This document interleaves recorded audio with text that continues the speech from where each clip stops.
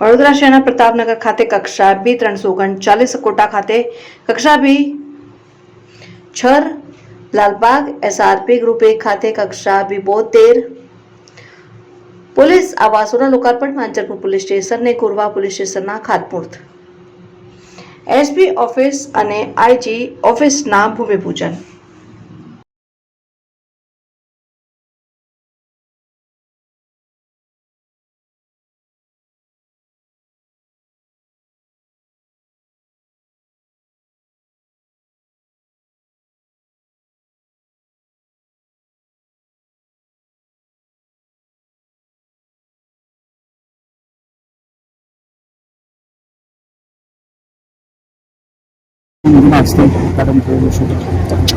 આજે એક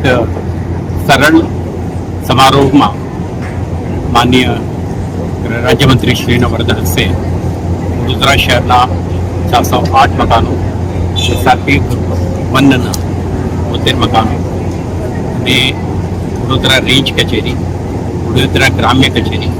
અને એસઆરપી ગ્રુપ 9ના એક સ્પોર્ટ્સ એરિયાનો